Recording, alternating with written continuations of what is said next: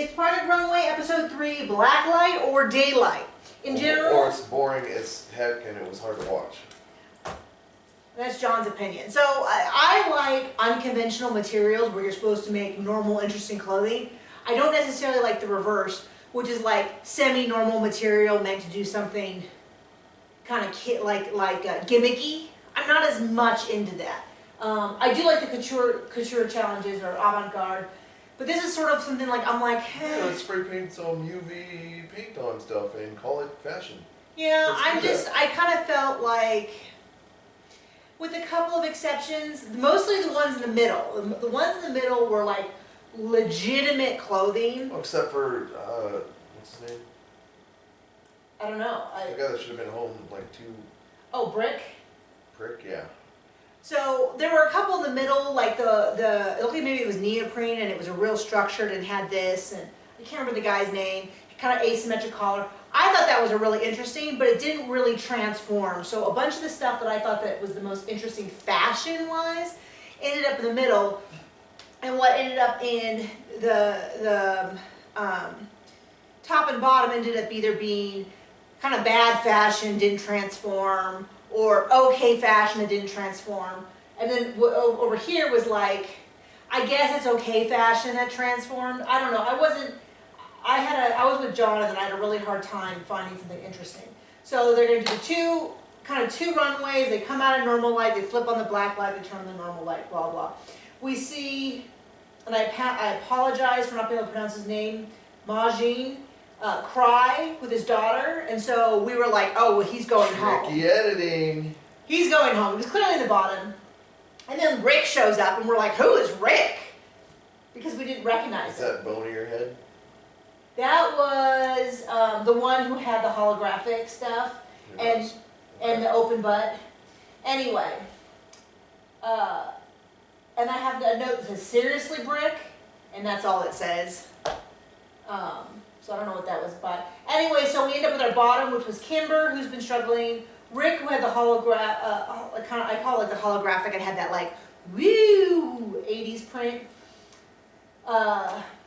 And Majin, who had, it wasn't a great dress to begin with, and it was all white, and it looked like muslin. It just looked very... It all looked like muslin, almost. It just didn't look like it was really meant to be. And so they were in the bottom, and I thought for sure Majin was going home. We saw him cry to his family, I was positive. And then they sent Kimber home, which I'm totally fine with because she kind of struggled. I was really surprised that it didn't put Brick in the bottom. It just felt like, oh my gosh, Snorefest. Let's just keep going. Yeah.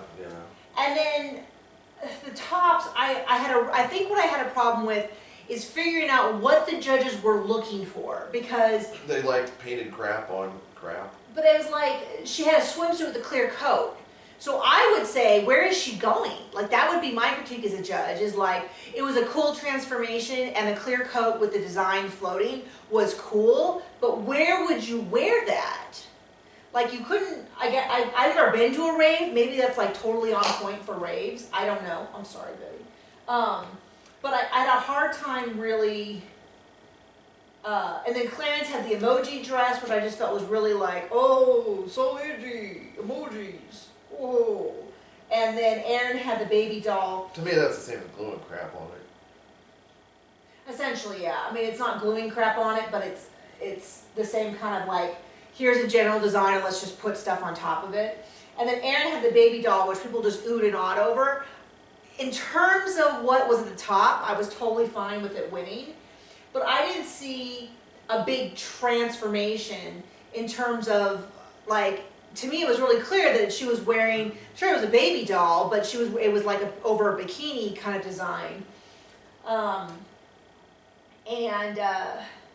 then the black lights flipped on, and there was the bikini design, but I wasn't like, oh my gosh, I didn't see that before. So I'm not angry at the judges, but I didn't really follow it this week. I just was like, I don't know what they're looking for. Because the stuff that I felt was like real fashion ended up in the middle. So I don't really know. Okay, so let's talk real quickly. That's kind of our summary. Man, it was a long episode though. I want to talk briefly about Erin and her winning streak, which is going to bite her in the butt. You already see Clarence getting mad. You already see there's a good chance that this is going to backfire on her because people are going to start to feel resentful, like the judges love her so much, and it'll eventually be, from a story point of view, an editing point of view, we're going to want to see her have a big fall at some point. That is what they will, whether it's true or not, they will push that agenda through, because from a story plotting point, it's going to look really good if she's like, woo, sailing high, and then goes bump, and then everybody goes, oh no, is Erin going to make it? And then she'll probably skim by, or at least they'll edit it to make it look like she just barely made it, and then they'll really focus on her being like, I just don't know, I really believed in that design, or I really thought I could do it, and now I wonder. And then she'll have her triumphant return and make it to the finale and either win or do really well or something. I mean, she's so far I don't have any problem with her. I know a lot of people are like, oh, I don't think this should have won. But she's clearly one of the strongest designers. I mean, I would have a hard time if someone wants to argue that she's not. I'd be interested in hearing that argument. But I think it's just really clear that she's one of the strongest designers. Do you have anything you want to add? Okay, that's it for us. See you next week.